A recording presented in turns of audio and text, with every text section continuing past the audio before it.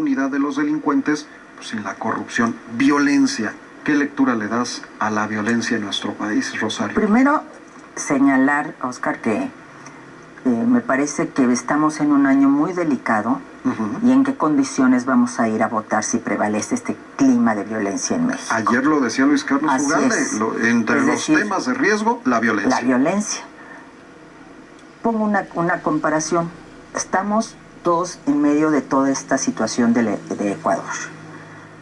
Tú sabes que en los 10 primeros días del año hemos tenido 650 homicidios en México, es decir, hemos tenido 65 veces más muertes que en Ecuador, que está en guerra interna. Nada más para que nos demos una ligera idea de que hay más violencia en México, que hay una impunidad absoluta del crimen organizado y de la delincuencia organizada, y que en este clima el presidente de la República, en lugar de estar haciendo campaña por su candidata o por el candidato de Samuel García, de Movimiento Ciudadano, debiera estar enfrentando este problema tan grave porque nos tiene que garantizar la seguridad a los mexicanos y a las mexicanas. El presidente se negó a reconocer y señaló a los medios de comunicación y a sus dueños, y así sin querer se hizo de repente como reportero de esta casa, de Radio Fórmula, ¿no? Tomó el micrófono y ya decía, ya está entrevistando. El presidente minimizó y culpó a los medios diciendo que estaban haciendo una laraca de todo esto, magnificando los hechos que habían sucedido el fin de semana en Guerrero. Y hoy amanece Guerrero 2 días paralizado el transporte público por las amenazas del crimen organizado. Y vivimos un momento en donde Guerrero tuvo más asesinatos en un día que cualquier otro estado de la República, pero también tuvimos todo el tema de Guanajuato, del Estado de México, de Michoacán. En Michoacán además me parece muy relevante el tema del homicidio de la activista trans Miriam, porque el presidente acababa de decir, y las palabras cuentan, y más si vienen del presidente de la República, este asunto me saludó un hombre vestido de mujer, que después se disculpó, pero en realidad es lo que piensa.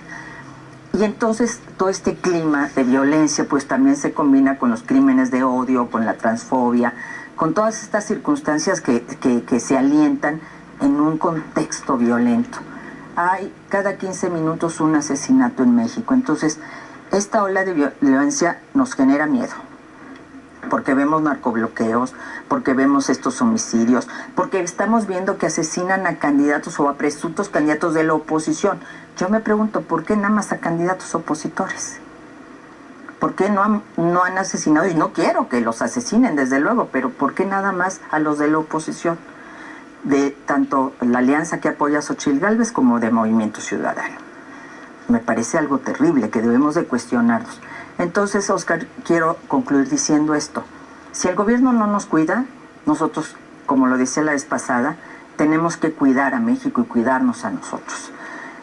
Si el gobierno no toma el toro por los cuernos, nosotros tenemos que garantizar que haya un clima de paz y exigirle al gobierno, como sociedad y como ciudadanos y ciudadanas, que nos dé esa garantía de seguridad.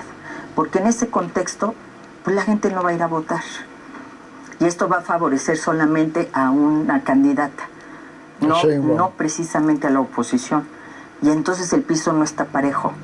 En un clima de violencia, la República está en riesgo, porque ¿cuál es uno de los valores fundamentales de la República? La libertad.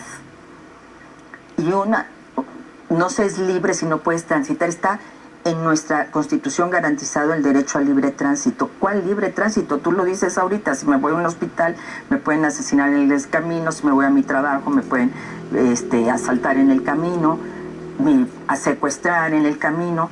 No hay libertad. La libertad de transitar con paz y con tranquilidad no está garantizada hoy en México. No puedes viajar por una carretera, en fin, todo esto creo que tiene que cambiar y tiene que ser una exigencia de la sociedad para que podamos tener unas elecciones en un clima de respeto, de disertación de ideas y con una amplia participación ciudadana. Está en juego México. Pero López Obrador pues es un inhumano de mentalidad asesina que en lugar de compadecerse y preocuparse por los asesinatos, se burla y cuenta chistes y culpa a los medios de información que dicen que está terrible la situación en México, diciendo que tiene intereses no sé de quién, pagados por quién. No tiene ningunos intereses, los periodistas informan. El que sí tiene un gobierno para